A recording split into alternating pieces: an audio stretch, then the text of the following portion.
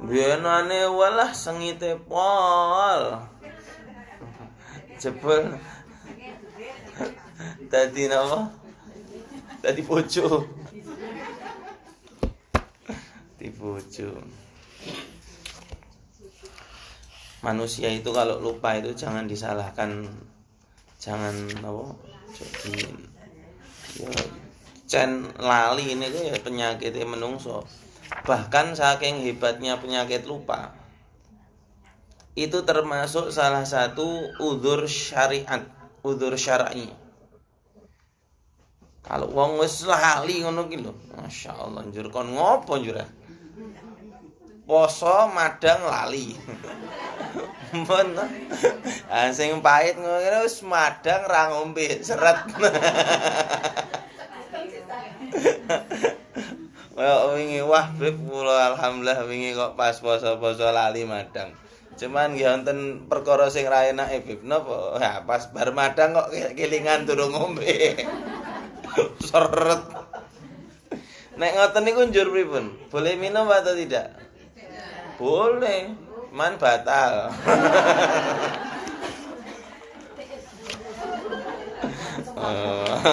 Oh, langsung wae. Oh.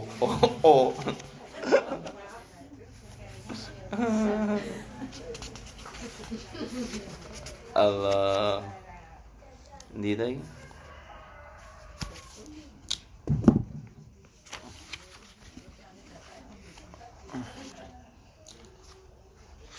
Allah karim. Al-wudu. Wudu nggih.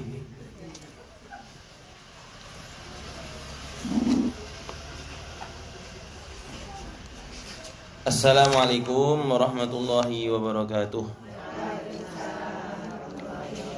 Alhamdulillah wassalatu wassalamu ala Rasulillah sayyidina wa habibina wa syafi'ina wa qudwatina maulana Muhammadin ibni Abdullah wa ala alihi wa sahbihi wa man walah. La hawla wa la quwata illa billahil aliyil azim. Subhanaka la ilma lana illa ma 'allamtana innaka antal alimul hakim wa tub 'alaina innaka antat tawwabur rahim. Allahumma ya fattah ya alim ya fattah ya alim ya fattah ya alim iftah 'alaina fathan qariba ya fattah ya alim. Allahumma inna nas'aluka fahman nabiyyin wa hifdzal mursalin wa sur'at ilham malaikatil muqarrabin. Allahumma ahrij min qulubina kulla qadarin lid dunya wa kulla mahallin lil khalq yamilu bina ila ma'siyatik aw yushghiluna an ta'atik aw yahulu bainana wa baina tahaqquqi ma'rifatikal khassah wa mahabbatikal khalisah. Ilahi anta maqsudi wa ridhaka matlubi nawaina ta'allum wa ta'lim wa tadhakkur wa tadhkir wa naf'a wal intifa' wal ifadata wal istifadah wal hatha ala tamassuk bi kitabillah wa sunnati rasulih sallallahu alaihi wasallam والدعاء إلى الهدى والدلالة على الخير ابتغاء وجه الله ومرضاته وثوابه وقربه سبحانه وتعالى. أما بعد. Alhamdulillah, kita bersyukur kehadirat Tuhan Allah Subhanahu wa taala. Jangan nikot sik pinaringan kumpul masih diizinkan untuk berkumpul kembali di dalam kajian Jumat pagi setiap pekannya membaca kitab At-Tadhkirah Al-Hadramiyah yang memang dikarang khusus untuk kaum wanita. Nglajengaken pembahasan ingkang kala wingi babul awal fi thaharah wa ma yata'allaqu biha. Membahas tentang bab pertama, pembahasan pertama mengenai di dalam bersuci dan yang berhubungan dengan bersuci. Terus bersuci itu ada dua. Yang pertama bersuci yang wajib, yang nomor dua bersuci yang sunnah. Bersuci yang wajib juga dibagi menjadi dua. Sucikan hati dari penyakit-penyakit hati. Yang nomor dua bersuci dari hadas. Bersuci ada beberapa macam bagian. Yang pertama wudu, yang nomor 2 tayamum, yang nomor 3 mandi, yang nomor 4 mensucikan sesuatu yang najis, izalatun najasah. Ismun lil wudu wal ghusl wa tayammum wa izalatun najasah. Jadi bersuci itu maksudnya ya kalau ndak wudu, ya tayamum, ya mandi, ya membersihkan najis. Wal maksud huna bayan ahkamul wudu wal ghusl wa ma yata'allaqu bihima. Akan tetapi yang akan kita bahas itu ialah hal-hal yang berhubungan sama wudu, hal-hal yang berhubungan sama mandi, dan apa-apa yang berhubungan dengan keduanya. Allah.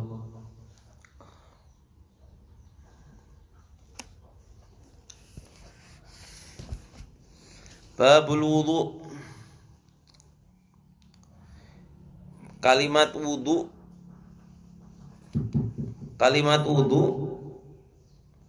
seperti kita ketahui beberapa waktu yang lalu,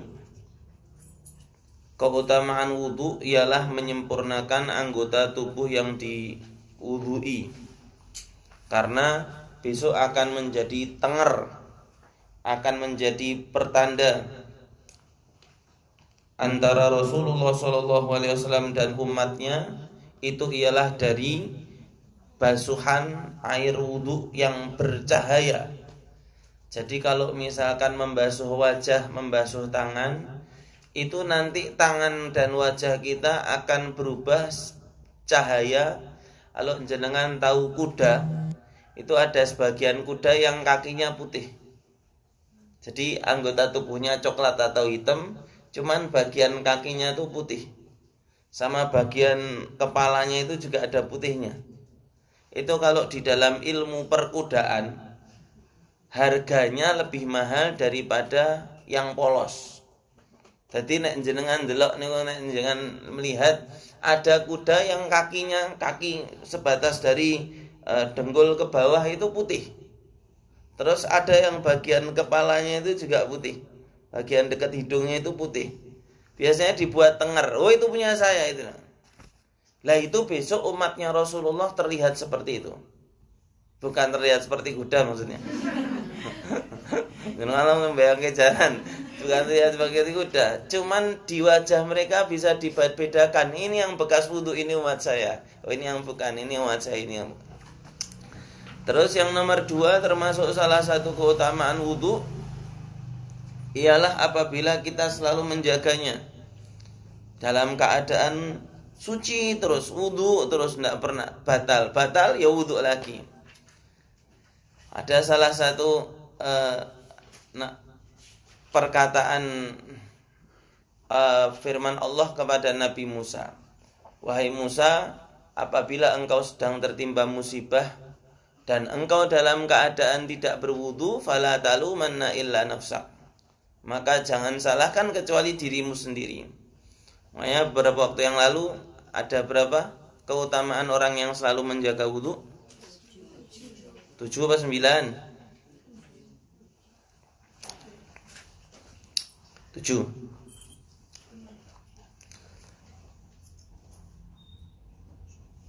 Wudu.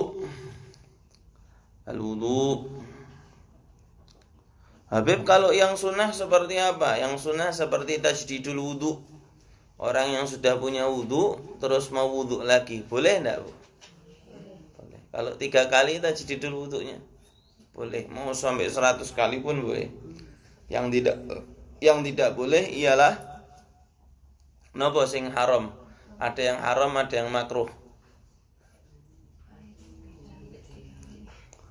Air kalau lebih dari 3 kali. Kalau 3 kalinya di masjid, beli dari 3 kali di masjid, jadinya hukumnya haram. Cuman kalau 3 kali lebih di rumah. Kalau di laut boleh atau makruh? Walaupun di pinggir laut, cuman tetap hukumnya jadi makruh, karena memang tidak pernah disunahkan menambah lebih dari 3 kali basuhan. Beb di pinggir kali, mbok atep ning segara ki lebih dari 3 kali basuhan tetap hukumnya makruh.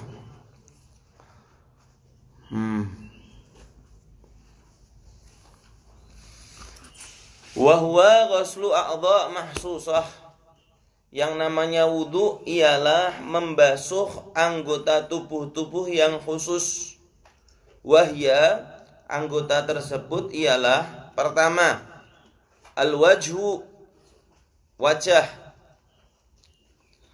wal yadani, dan tangan, warijlani, dan kedua kaki, wa mashur ra'si, dan membasuh atau mengelap kepala, biniatin mahsusah, dengan niat yang khusus, mitlu antakul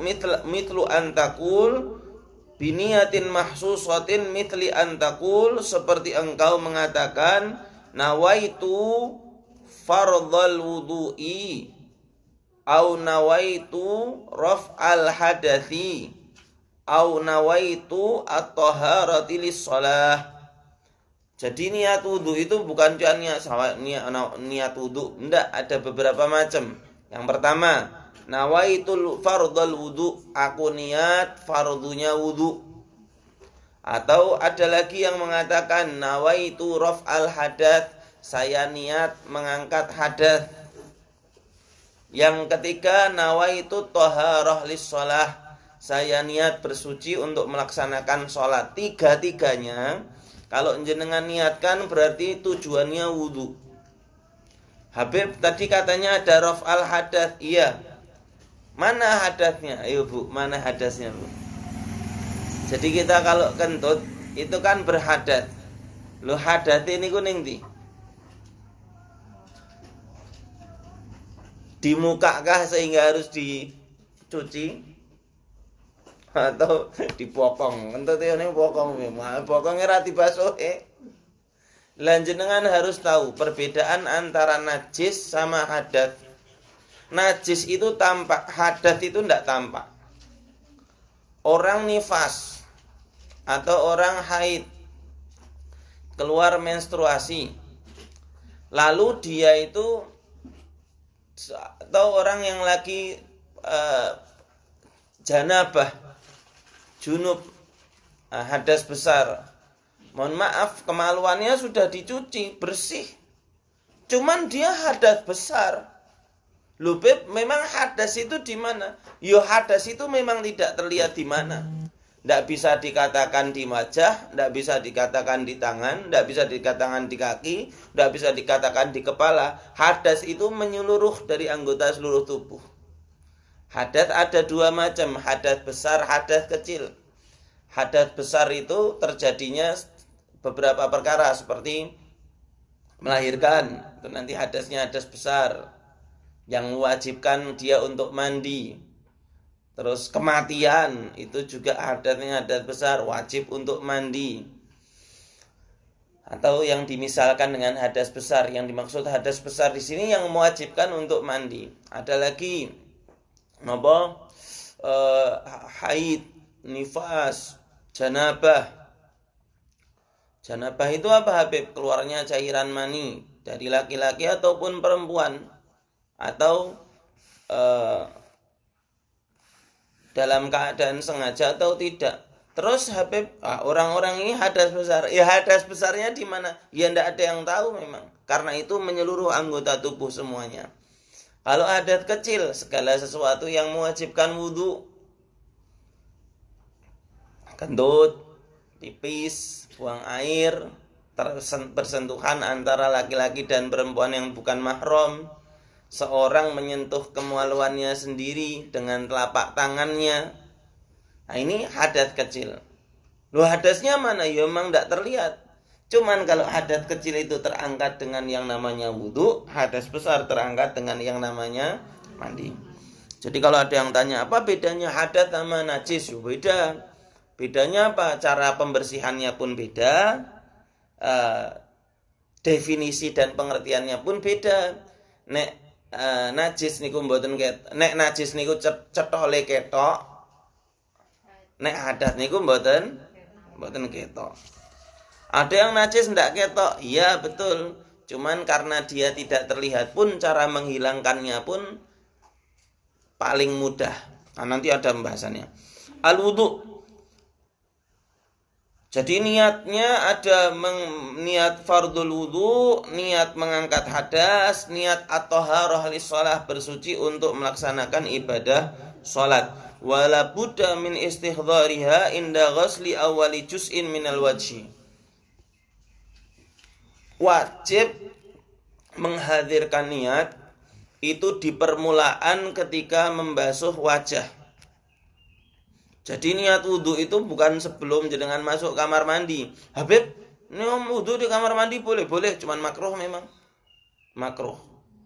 Man boleh ya boleh. Anak wong ra ono jeding running jeding kalau orang zaman dulu itu dibedakan memang. Tempat wudhu itu biasanya di depan sumur gitu. Ada tempat khusus untuk wudhu, terus kamar mandi. Nah, cuman ini saya ndak ada keran kecuali di wastafel, tempat cucian piring sama kamar mandi. Kamar mandi boleh kok, sah, asal bisa menjaga dari najis. Karena tempat kamar mandi itu kan memang biasanya urusannya sama najis. Bolehnya boleh, cuman makruh.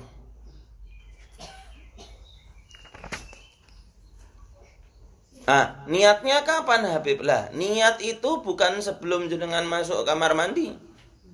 Bukan pas copot-copot wudu Bukan. Cuman niat itu ialah dibarengi dengan pertama kali membasuh wajah. Pas tangan itu kena air masih belum niat. Mungkin kalau niat dengan mulut mungkin sebelum nawaitu raf'al hadath. Seperti orang kalau mau sholat, niatnya sebelum takbir. Cuman wajibnya niat itu dihadirkan di dalam hati kapan? Ketika takbiratul ihram. Jadi niat sholat itu tempatnya ketika Allah. Ketika Allah. Ini hati ini Allah. Saya niat sholat dulu 4 rakaat. Alhamdulillah ta'ala. Allahu Akbar. Jadi mulut mengucapkan Allahu Akbar, hati memantapkan kalau tujuan saya ini untuk melaksanakan niat fardu, niat sunnah dan lain-lain. Karena yang namanya niat itu di awal ibadah. Di awal ibadah. Niat sendiri itu kok bahasa Arab yang terindonesiakan. Udah diniati belum? Niat durung kowe. Nek basa Jawa ini niat niku napa? Niat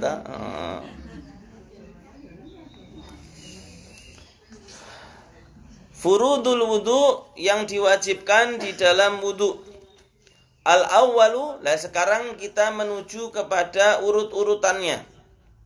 Urut-urutannya orang yang mau berwudu. Al-awwalu an-niyah. Wa qad dzakarna kaifiyataha. Yang pertama niat. Sudah kami jelaskan tadi. Lu jelaskan mana ya sebelum ini? Niat itu tempatnya ketika membasuh wajah. Niat itu ada 3 macam. Nawaitu fardhal wudu. Saya niat fardunya wudu. Beb, itu kan kalau wudu yang saya belum punya wudu. Lah kalau saya sudah punya wudu gimana? Nawaitu sunnatal wudu. Karena memang sekarang bukan fardu, tajdid, memperbarui tok. Nawaitu at-thaharah lis-shalah. Nawaitu raf'al hadath. Itu 3 di antara beberapa cara untuk niat. Yang nomor 2, atsani ghuslul wajhi jami'ahu sya'ran wa basyara. Membasuh wajah seluruhnya. Baik yang berwujud sebagai rambut ataupun yang berwujud sebagai kulit. Karena di wajah ini terbagi menjadi 2 bagian. Apa bagian pertama? Kulit sama rambut. Loh, kok rambutnya di mana, Bib? Alis. Alis itu kan model rambut yang menempel di atas mata. Terus apa lagi? Kumis, jenggot, kelopak mata wajib terkena air. Berarti wajib dibasuh, Bib, karena tempatnya di wajah wajib dibasuh. Nah, ini yang bagian wajah, wa haduhu tulan min manabiti sya'ri ila dzaqan. Kalau secara garis kalau yang atas ke bawah itu namanya apa? Horizontal ya. Horizontal itu yang atas ke bawah. Vertikal. Kanan kiri itu vertikal apa yang horizontal? Oh, kok jenengan kok paham ya? Horizontal, secara horizontal. Wis, ben rada keren sithik. Nek basa Jawane munggah midune. Kalau secara dari atas ke bawah itu tempat tumbuhnya rambut. Tempat tumbuhnya rambut kalau ke atas itu bukan wajah, ke bawah sudah wajah. Jadi nek kula niku teng mriki. Tempat munculnya rambut pertama kali saya ini dari kepala saya ini yang sudah dinamakan wajah. Wajib dibasuh. Habib saya biasanya wuduknya cuma sampai di atas alis sedikit, enggak sah. Berarti ada bagian dahi yang tidak kena. Loh berarti wajibnya dari mana Habib? Wajibnya dari mulai tumbuhnya rambut ini sudah dikatakan wajah. Ila dzaqon, sampai kepada dagu. Dagu itu yang sini, bukan sini dagu. Mulainya dagu dari sini. Tulang terakhir kalau jenengan tekan daerah sini, tulang terakhir yang keras ini dagu. Makanya wajib terkena air. Bukan sininya tok, depannya tok, sampai belakang sini. Ila dzaqan.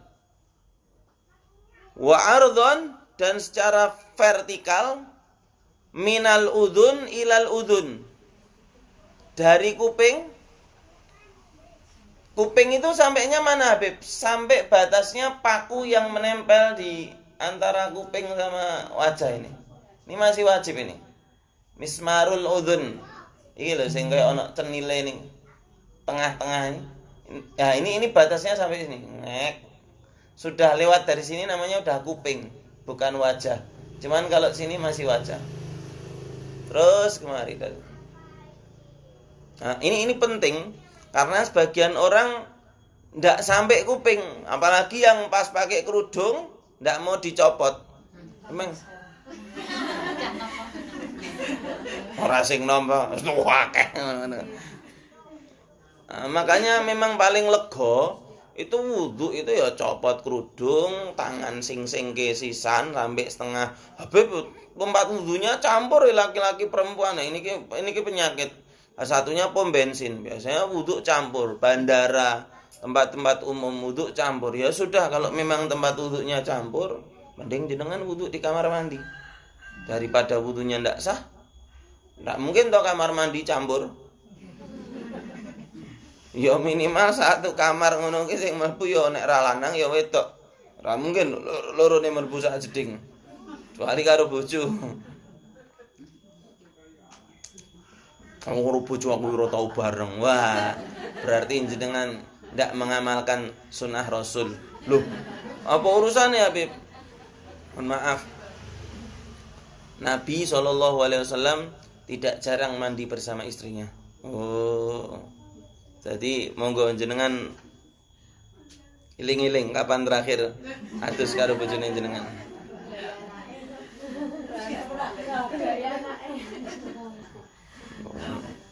Loh. Perkara seperti itu di dalam rumah tangga itu dudu perkara tabu. Oh, ora mengadus wae wong kathah sampe jenengan lahiran kono sing ndelok piye carane le ngeden wis ibaratnya lahiran wa batinan. Makanya penyakitnya kaum wanita mereka napa? Malu.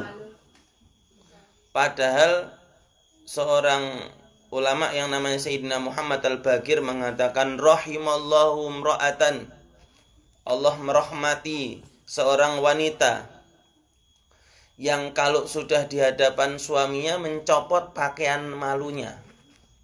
Dadi nek ngarepe bojo niku wis jenenge isin gak ono. Mencopot pakaian malunya, ketika sudah tidak bersama suaminya memakai lagi pakaian rasa malunya. Jadi rasa malu tuh banyak mencegah kita dari perkara yang baik. Padahal malu itu baik cuman pada tempatnya. Salah satunya bertanya tentang ilmu, jangan malu. Para wanita Ansor itu rahimallahu imra'atal Ansor lam yamna'hunnal haya anit tafaqquhi fiddin. Semoga Allah Ta'ala merahmati kaum wanita Ansor, tidak mencegah rasa malu mereka untuk bertanya mengenai agama. Mereka tidak malu untuk bertanya. Kenapa? Karena mereka butuh. Malu itu kadang-kadang mencegah seseorang daripada kebaikan yang banyak. Salah satunya di dalam mencari ilmu, di dalam keluarga, nasihati, ngajak kebaikan. Oh, isin aku. Oh, isinmu rapi iki. Isinmu elek. Merasa malumu itu bukan yang baik, ini yang buruk. Lubeb katanya al-haya minal iman, betul. Malu itu sebagian dari keimanan, cuman rasa malu yang mencegah seseorang untuk berbuat buruk. Bukan rasa malu yang mencegah orang untuk berbuat baik. Kowe Ramadan to, isin aku. 3 jam ngledak. Lho kok marah ngopo iki ngledak? Asam lambung akut. Oh, tidak pas ini. Nah. Apa nih urusan iki? Tekan kono ki. Malu. Malu. Mandi bersama suami atau istri, jangan segan untuk mengajak mandi. Mas, antus bareng. Wah, bojone wah yuk. Ampok mesti semangat.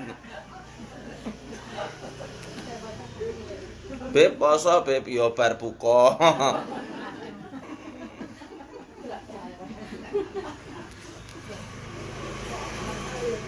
Loh, Habib kok pembahasannya seperti itu? Karena banyak yang enggak tahu loh. Sing ngomong akeh sing radong. Kenapa banyak yang enggak paham? Karena sebagian orang mau menjelaskan mereka sungkan.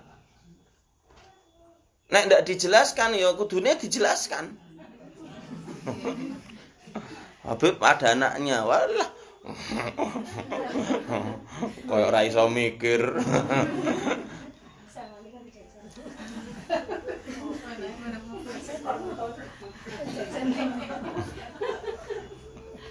Wis nek cara perkara yang seperti itu wis duwe biasane duwe strategi dhewe-dhewe iki. Wa ardhon minal udhun ilal udhun. Usone tekan adus karo bojoki nyambunge saka ndi? Nah, oh di kamar mandi. Sebab pripun-pripun nek mlebu ning kamar mandi lak dhewe nggih. Nah, kecuali karo bojo betul-betul. Nyambung cepet. Wa ardhan minal udhun ilal udhun, dan secara vertikal atau lebarnya dari telinga ke telinga. Makanya kalau pas ziarah atau gimana banyak sekali wong-wong do nyepelekke udhune rada tidak sempurna. Percuma. Loh kenapa percuma, Beb? Ya mending ndak usah wudu, wong wudune rasa. Sudah dari awal wajah itu ndak sah, tangannya juga ndak sah, kepalanya juga ndak sah dan lain-lain. Makanya kalau wudu disempurnakan, diperbaiki yang terbaik ketika kita berwudu. Ats-tsalitu ghuslul yadaini ma'al mirfaqain. Yang nomor 3 ialah membasuh tangan sak sikute barang. Jadi sikut itu bagian yang wajib dibasuh. Syukur-syukur jenengan lebihkan sampai ke atas. Ar-rabi'u mashu syai'in minar ra'si walau sya'ratin fi haddih. Yang nomor 4 di antara rukun wudu ialah mengusap. Kalau dari tadi itu ghuslu, membasuh itu harus ada aliran air. Airnya harus ada mengalir. Cuman kalau yang namanya rambut itu bukan membasuh, cuman mengusap. Menyampaikan basah tanpa harus ada aliran air pun jadi. Cuman boleh. Beb, saya pakai kerudung mon ra bagian tul. Wah, betul. Menyampaikan basah walaupun satu rambut. Selama itu di dalam ukuran kepala, di dalam batas kepala boleh. Lah terus, ya kok tadi harus copot kerudung untuk di dalam wajah. Untuk wajah. Beb, kalau kepala mana, Beb? Kepala itu di selain wajah itu ya kepala. Sini kepala. Gini. Beb, saya bisanya yang sininya diperban ya ora apa-apa. Pun sak ngendi-ngendi wae jenengan ning ndas. Beb, saya membasuh kepala, Beb. Di mana? Alis. Enggak boleh itu karena itu bagian wajah bukan bagian kepala.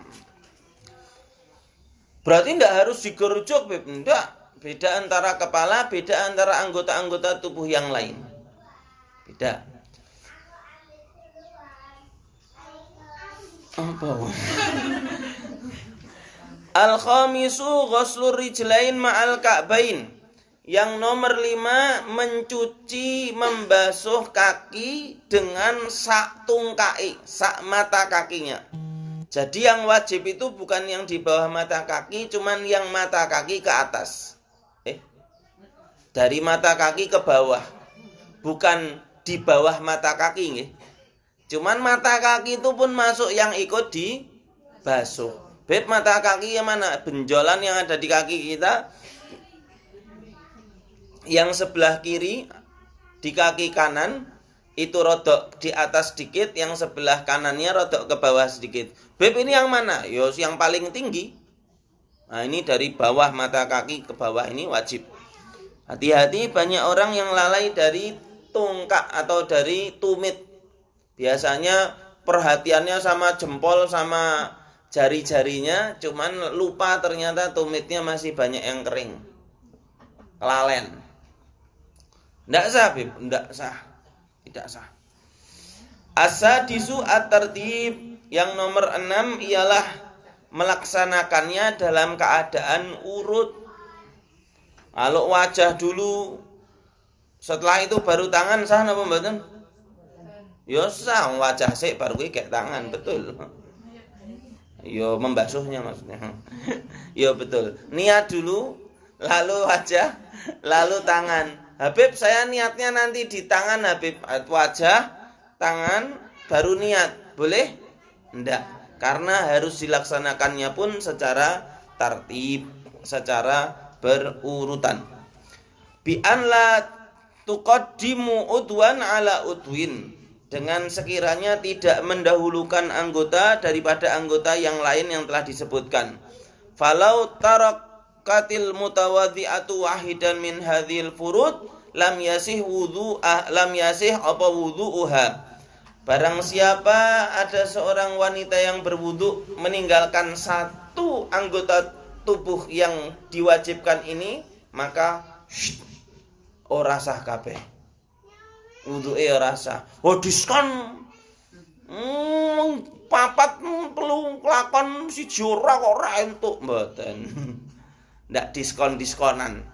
Di dalam wudu ndak ada diskon-diskonan karena semuanya ialah fardhun wajib. Wadzalika kamal lau tarakkat mashar ra'si au akharat mashahu an ghuslir rijlain. Beb, saya tak membasuh kepalanya nanti saja setelah cuci kaki. Jadi ini setelah saya mau wudhu dulu di kamar mandi. Setelah selesai, niat basuh wajah, basuh tangan, membasuh kaki. Nah, setelah itu saya keluar, baru membasuh kepala. Boleh enggak, Bu? Enggak boleh. Kenapa? Enggak tertib. Beb, saya ini mau berkunjung ke 5 masjid. Di rumah saya sudah niat wudhu. Terus di masjid pertama saya membasuh wajah. Masjid kedua membasuh tangan. Masjid ketiga membasuh kepala. Masjid keempat membasuh kaki.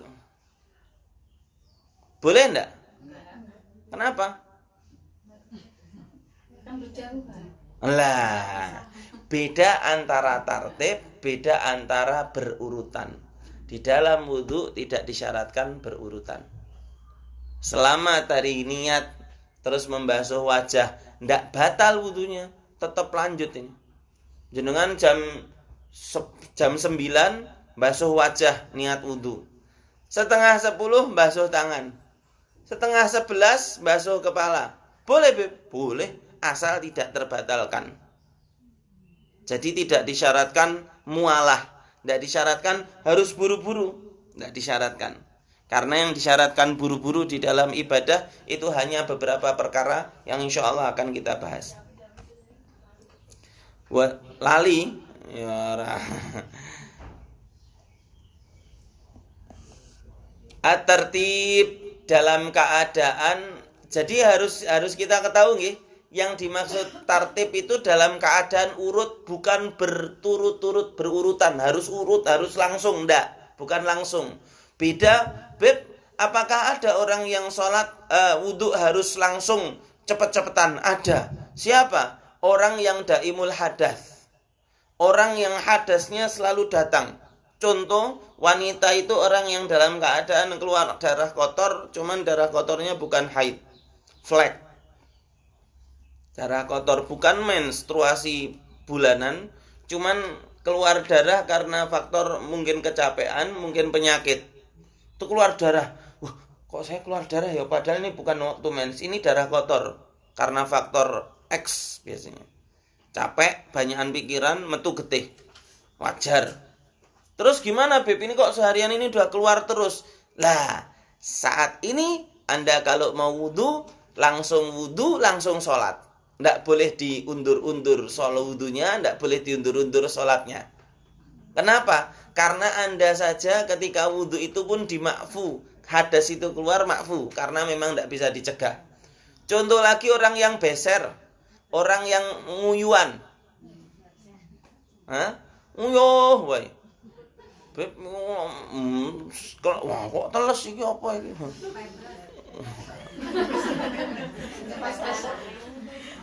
Batuk gitu, nguyuh. Cuman kalau ada orang seperti ini, Bu, nggih, nyuwun sewu, jangan ditertawakan, jangan kita hina, jangan. Karena itu memang dia saja tidak sanggup untuk menahannya. Saya itu pernah ketemu dengan seseorang, orang ini orang soleh.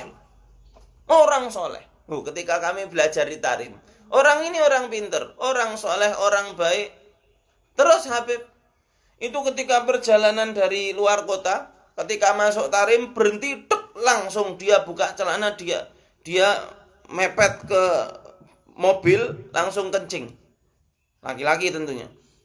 Kaget kok ngono iki, orang golek toilet karena sudah tidak mampu untuk menahan. Wis darurat.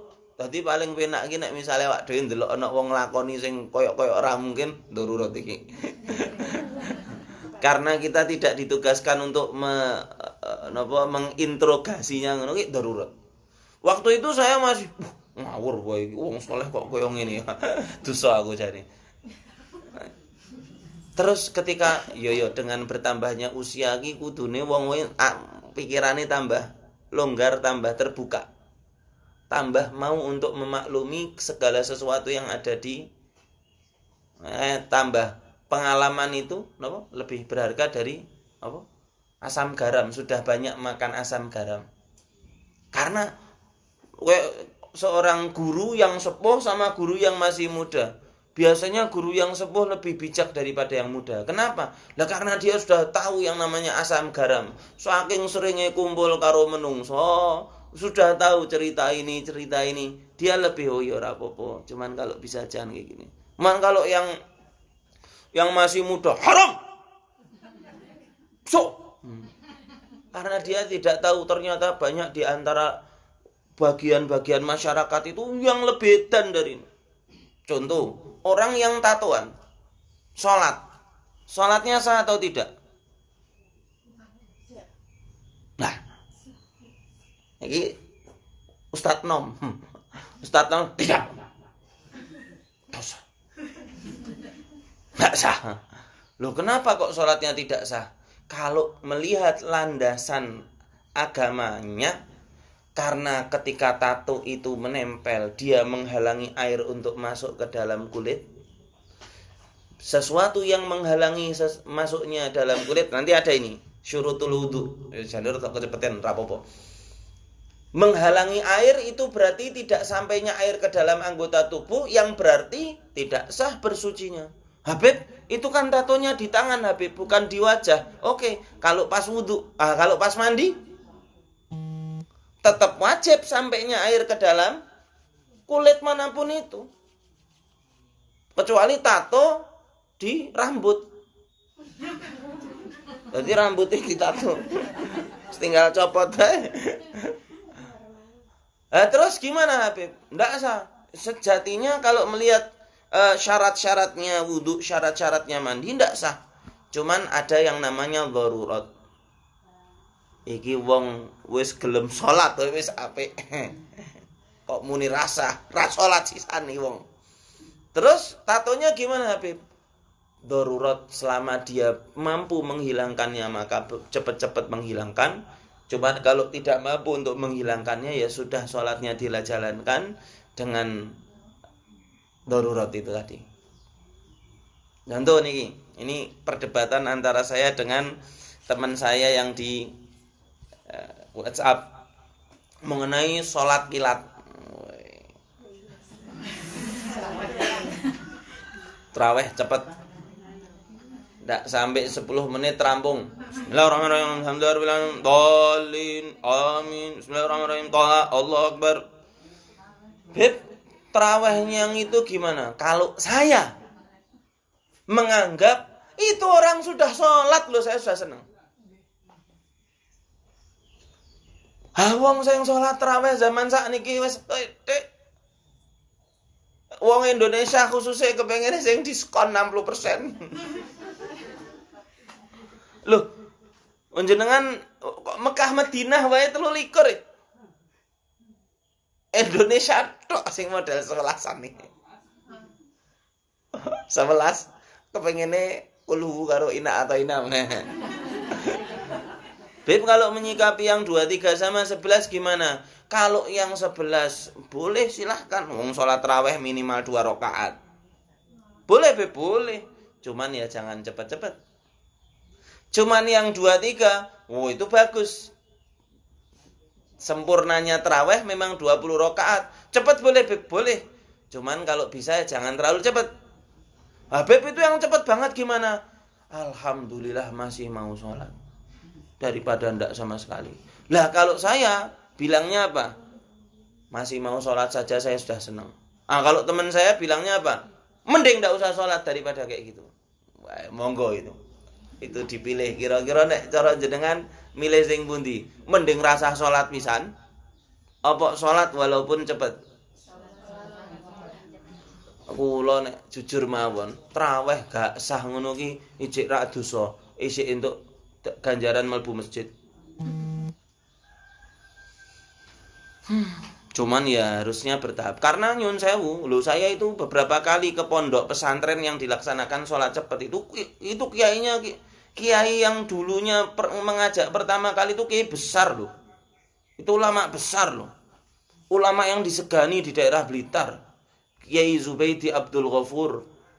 Beliau termasuk disegani bahkan oleh para masyayikh Lirboyo. Karena beliau berbesanan dengan seorang ulama besar dari Lirboyo, Kiai Habibullah Zaini. Kiai Habibullah Zaini itu cucunya Mbah Munawir, juga cucunya Mbah Abdul Karim Lirboyo. Jadi ibunya dari Lirboyo, bapaknya dari Krapyak. Mbah Zaini ini kakaknya Mbah Zainal. Mbah Zainal Krapyak almarhum. Mbah Zainal itu yang mana? Yang ini. Ini namanya Mbah Zainal. Fotonya ini. Habib kok punya? Aku yang dilalah aku ingin kayak KI wong tentang Kiai Haji Zainal Abidin Munawir. Saya menang ini. Berapa waktu yang lalu, belum lama kok meninggalnya.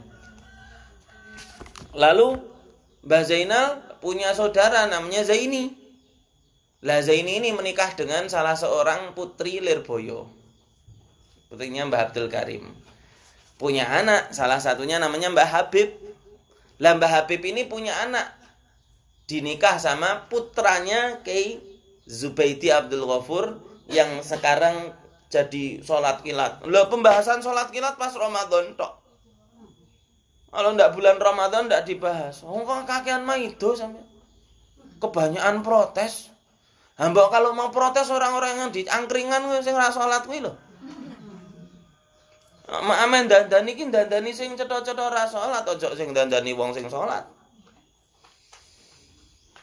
Salat kilat. Loh, Beb, kalau asal-usulnya gimana? Mbah Zubaidi itu dulu berdakwahnya di kalangan orang-orang pekerja. Yang mereka, capek Mbah, ini lama sholatnya. Saya butuhnya cepet, saya nggak kuat habis kerja. Ya wis, sing kepengen traweh cepet bareng aku kene. Sing penting awak dhewe sholat. Dan Mbah Zubaidi orang yang ahli fikih. Kalau zaman beliau setahu saya ya cepet, cuman beliau bisa meyakinkan kalau semua rukun-rukun sholatnya bisa terbaca dengan baik. Itu Assalamualaikum warahmatullahi. Cepet banget ya, Beb. Lah, sampean pun tahu ning kono durung. Ya wis, cok mak itu.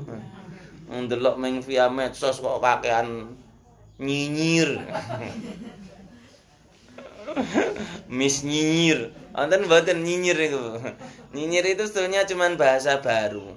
Kalau bahasa lamanya kita itu kekakean maidu. Anak-anaknya soleh-soleh itu yang imam itu mursyid thariqah loh. Sing imami Gus Dia namanya, itu seorang mursyid thariqah. Jadi, nah niki penting niki Bu nggih. Niki penting niki. Ini pedoman hidup saya. Yang kalau jenengan mau amalkan silahkan. Kalau kapasitas jenengan dengan orang yang jenengan mau protes itu jenengan yakin kapasitasnya di atas jenengan, delok kapasitasnya saya. Kap iki sak dhuwurku iki. Tutup. Istighfar, jaga hati kepada setiap orang yang beriman. Beb, ini kapasitasnya di bawah saya. Lihat dulu. Yang memberikan penilaian kapasitas itu siapa? Loh, saya. Bukan haknya kamu untuk membilangi dia kalau dia tidak bertanya. Ini kapasitasnya di bawah saya. Memang siapa? Ini anak saya. Bilang ngono. Ini adik saya. Bilang ngono. Ini keponakan saya. Bilang ngono. Ini orang lain. Karena tujuan daripada menasihati itu agar adanya perubahan. Kalau jenengan nasihati peng sewu berubah we ora, mending rasa dinasihati. Buat apa kita menasihati sesuatu yang tidak merubah sesuatu itu? Mau sing penting kula lega. Ora ngono kuwi. Ndak butuh legane jenengan, butuhe piye carane wong iki dadi apik. Seperti pertanyaan seorang ulama. Ada seorang murid bertanya kepada Imam Ghazali. Imam Ghazali, apa hukumnya orang yang ndak pernah ke masjid? Jadi wongi anti masjid, apa hukumnya? Hukumnya apa, Bu? Jenengan, Bu. Orang yang ndak seumur hidupnya ndak pernah ke masjid, apa hukumnya? Haram, dosa, napa mboten?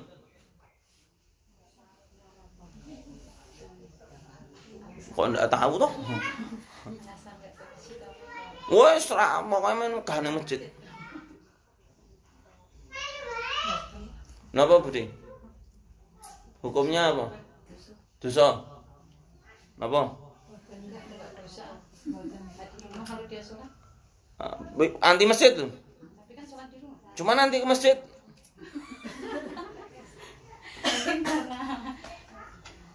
Ayo. Anti ke masjid, ra gelem ning masjid. Dosa ono mboten? Ayo. Hukumnya, jawabannya Imam Ghazali ialah hukumnya kamu ajak dia ke masjid. Hah? Imam Ghazali le jawab, hukumnya kamu ajak dia ke masjid. Hebat nggih. Niku hukumnya niku. Dadi jawabane ora dosa ora mboten dosa, hukumnya kamu ajak dia ke masjid. Nah, ini penting. Gus Dia itu seorang mursyid thariqah, kapasitas muridnya dia banyak, besar. Adiknya jamaahnya banyak betul, Gus Son dari Blitar, luar biasa. Siapa kamu kok berani-beraninya maido? Habib itu ada dari MUI yang memberikan penjelasan. Nah, kalau udah yang memberikan penjelasan, oh ya awak dhewe ra melu-melu. Nek iki atine karo iki husnudzon, karo iki atine mantep. Kula wong salat iki kula ra melu-melu. Kula ra nyinyir. Kula ya ndonga muga-muga sing salat cepet iki ya do khusyuk kabeh. Ngoten mah penak to. Umat Islam iki do kakehan gelut. Padahal nggih, Bu nggih. Hindarilah perseteruan dimanapun, kapanpun. Karena orang yang berseteru itu tidak ada enaknya. Bun, jenengan mantep mawon kali kulo. Bertengkar itu tidak ada enaknya. Terus nganjel tok di sini. Pomene karo bojo. Ah niki, monggo ibu-ibu sholihah niki. Mencetak apa jenenge? Napa? Background-e mburi kula niki muslimah kebanggaan Nabi Muhammad sallallahu alaihi wasallam kok bendina kok karo bojo. Apa?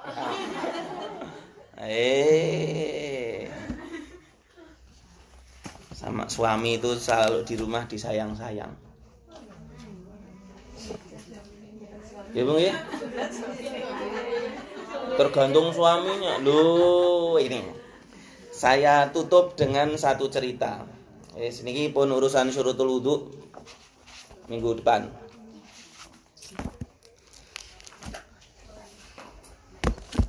Pada suatu hari, jam pinten to niki?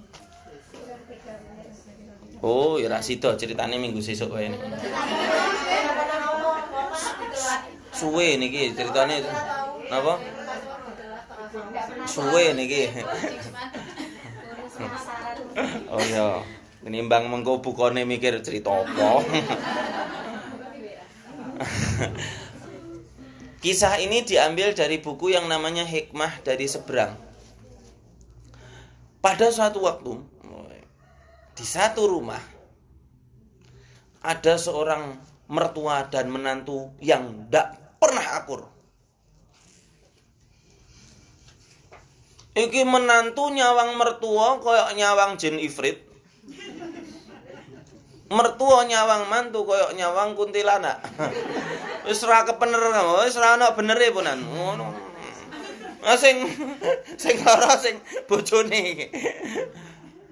Dilema seorang suami ketika melihat istri dan ibunya ndak akur niku kadang ketrima mati. Wah, ini mertuanya bilang, waduh, apa ini masya Allah enak. Menantunya ketika melihat setrikaan suami ibunya ndak bersih, kak ini setrika aja lecek ya. Setiap ada momen sindir-sindiran. Sampai akhirnya sang menantu memutuskan untuk pergi seorang kiai. Mbah Kiai kula pun mboten kuat urip karo mertua kula. Nah terus pripun? Nek ora kula sing mati kono sing mati. Nek kula lak ijekno Mbah Kiai. Ngono wae sing takdimul mudar. Mbok matine pun ditakdim mawon Mbah Kiai. Mbah Kiainya termasuk wong sing napa? Wong sing pro karo mantu. Mbok ceritake, jadi mantunya ini setiap kali ini sowan sama suaminya ngobrol sama Bu Nyai sama Pak Kiai. Jadi Pak Kiainya tahu memang karakter mertuane jan rodok keras.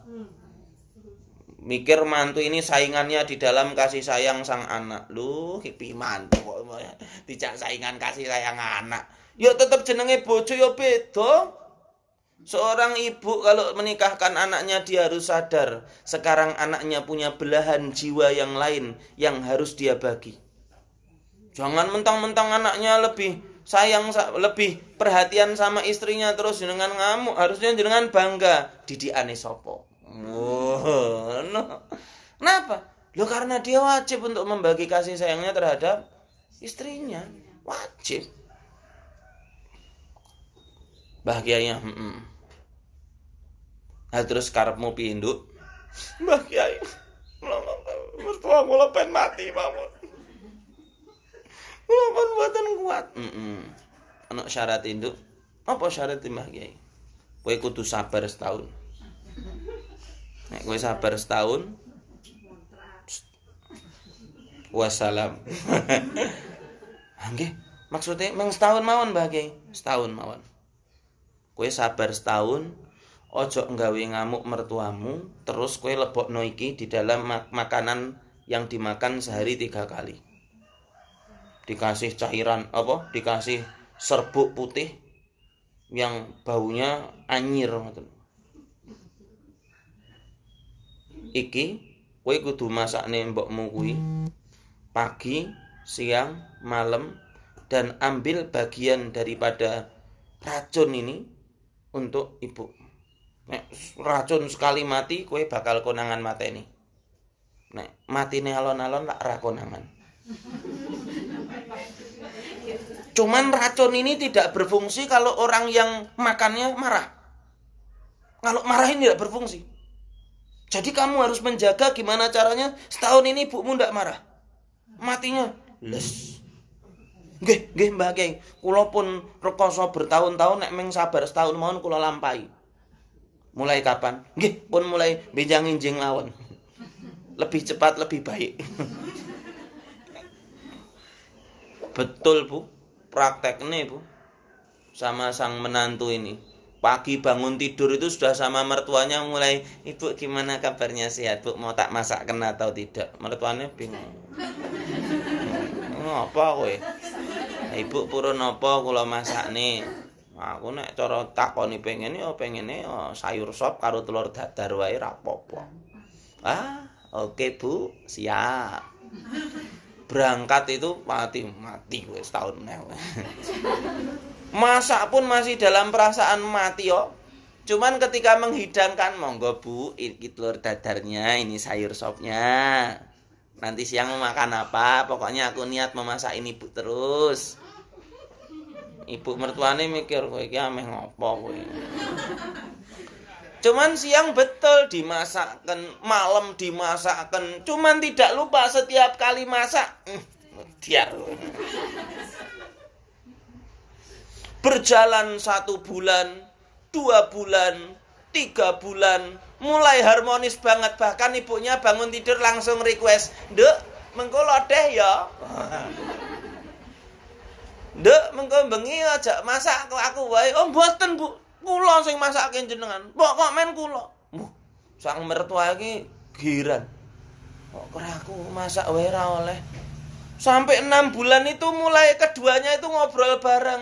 Ini perasaan pengen mateni barang ya wis rada ilang. Karena ternyata ibu mertuanya pun menunjukkan indikasi perdamaian.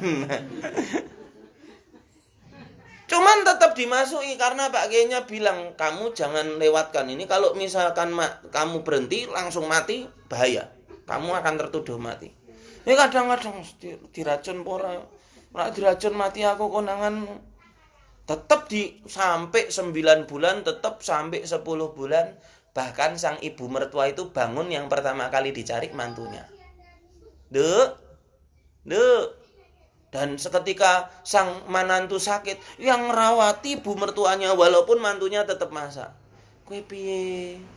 Ternyata sayang suami tidak ada apa-apanya dibandingkan sayang mertuanya ini yang mendapatkan masakan racun dina ping 3.